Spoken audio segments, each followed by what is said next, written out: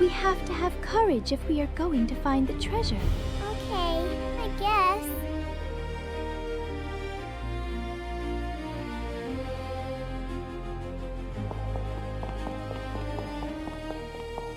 Wow, that scene really came out good. This is part 1 of a video series where I show you, step by step, how to create animated videos using AI. I started doing this to make videos for my grandchildren, and honestly, they love it. In this series, I'll show you exactly how to use AI to write a script, generate images and animation, keep characters and voices consistent, add music and sound effects, and pull everything together in a video editor. I'll also share the tools I actually use, including free options, plus the tips and shortcuts I've learned the hard way. In this first video, we'll quickly touch on each step at a high level. If you already know video editing and AI tools, this might be all you need. And if you don't, no worries. I'm creating separate videos for every step at a beginner-friendly pace. So on that note, let's get started. The script. This is the most important step. The script lays the foundation for everything that comes next. Images, animation, voices, all of it. Here's the actual script for the video you're watching right now. I start every script by answering just 4 questions. First, the name. It will probably change later, so just pick something and move on. Second, what's the gist? In a few sentences, what is this video about? For this one, it's a high-level overview with deeper beginner videos coming later. Third, who's the audience? Who are you really making this for? For me, it's anyone curious about AI, but especially people that want to make fun content for their kids. And fourth, what's the goal? For this video, I want you to feel confident enough to experiment, and honestly, I'd love for you to subscribe so you don't miss my future deep dive videos. These 4 questions will help us stay within the defined boundaries as we write and as we create. Once you have those basics, you have options. You can ask AI to draft a script, keep refining it yourself, or do both. This is where AI really shines. I personally use ChatGPT, but you can also use Google Gemini, Claude, Copilot, or Perplexity. And yes, they all have free options. First, let's create a project in ChatGPT. Let's call it the Seashell Treasure Hunt. Then I upload 2 things, a transcript from one of my finished videos and the rough script for a new one I'm working on. This helps the AI understand my writing style, tone, and characters. Here's the script I'm working on now. You can see I've answered those 4 key questions. We will work on scene 1. Now I give ChatGPT a very specific prompt. I tell it what files to reference, what script to review, and how I want the output structured. And just like that, we have our first draft for scene 1. Is it perfect? No, but it's a great starting point. In the deep dive script video, I'll show you how I refine this into something really polished. Consistent characters and sets. For a long time, creating consistent characters was one of the hardest parts of AI animation. No matter the approach, keeping characters and environments aligned from one shot to the next was a real challenge. The results were impressive at times, but often unpredictable. I spent hours trying to get the right image.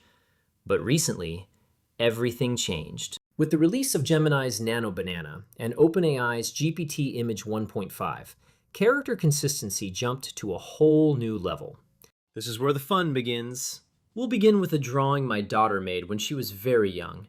Now I'll ask AI to create a full-color version of this drawing, clean it up and restyle it so it looks like it was drawn by an artist.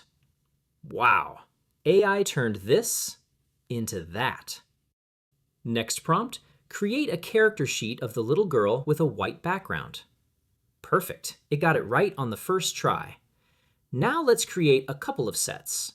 First, in the same style, create a 16:9 image of a large meadow with mountains in the distance.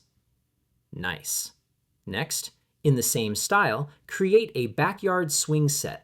In the sky, a small passenger jet in the distance. Looks good. And the total time so far? Only 10 minutes. Unbelievable. Now let's put Sophia into the set. We're still inside the same project. So I add the character sheet and the backyard. Then I prompt, place Sophia on the swing, swinging forward fast and high. She's super excited. Retain the character style and keep the backyard consistent. Oh my, that took about 8 minutes, and this is what we got. Let's try Nano Banana inside Higgsfield. It was faster and honestly even better, but it did cost 4 credits. Here's another version, created quickly with ChatGPT, where she's holding a ball. Next prompt, the little girl is picking flowers. Retain the character style and keep the backyard consistent. I'll cover this exact process again in a dedicated deep dive video where we break it down one step at a time, and also review other popular image generators. Step 3, animation. This is where your still images finally come to life. I mostly use Kling for animation and OpenArt's lip sync model for talking characters. There are lots of animation models out there, and I've tried most of the popular ones. If I'm not getting the result I want, I'll switch models and experiment.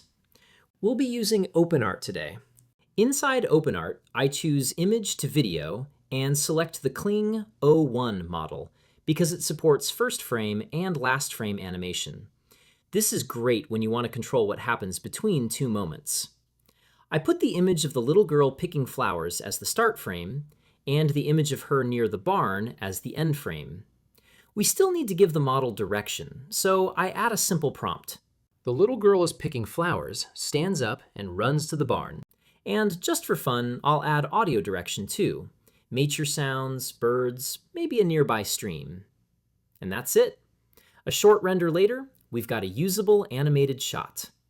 Don't worry if this feels fast. I'll slow everything down in the animation deep dive and walk through each setting step by step. Step 4, consistent voice. Let's use Kling 2.6.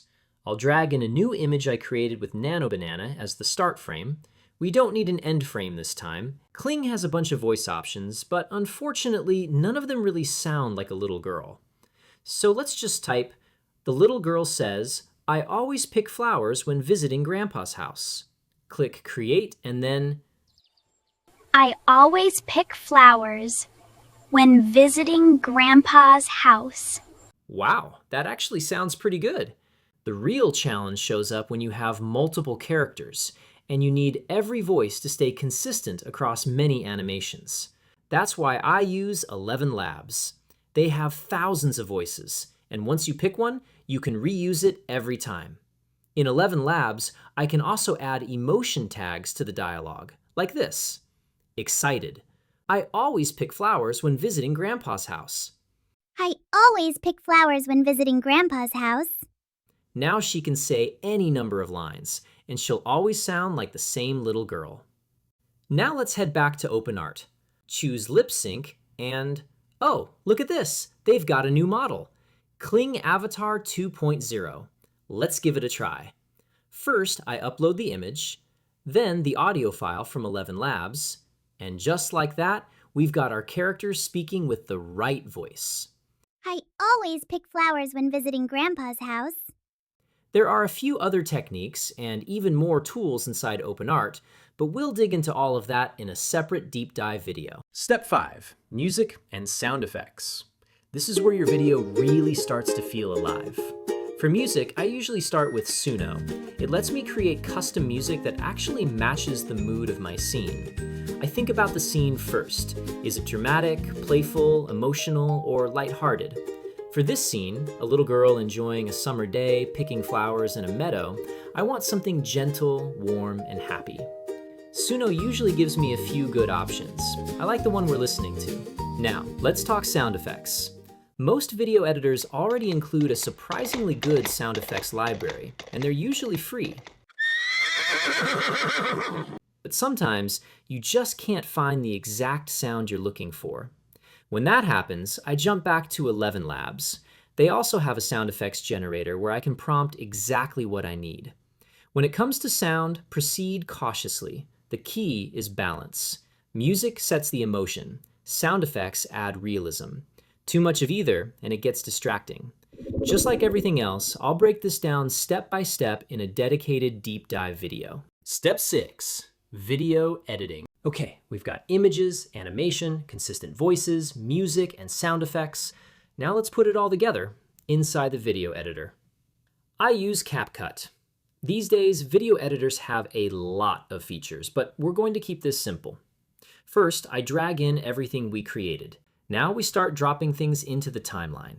Video on top, audio underneath.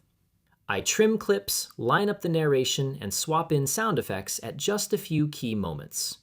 You don't need fancy transitions. Clean cuts and good timing go a long way. Once everything feels right, I add the background music, nice and subtle. Quick playback check, visuals, voice, music, all working together. Remember, I'll be covering the full workflow in simple, step-by-step deep dive videos.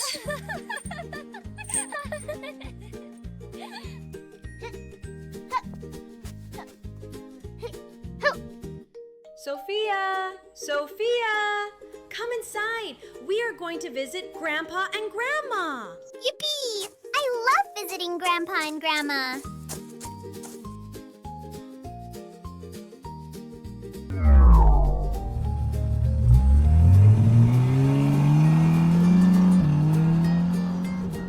I always pick flowers when visiting Grandpa's house.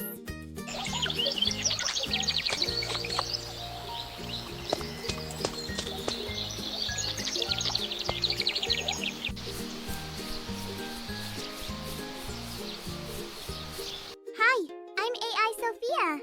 Please subscribe and Daddy will make more videos about cool AI stuff. Leave him a comment too. And if you make an animated video, I'm sure he would love to see it. Okay, now go make something amazing.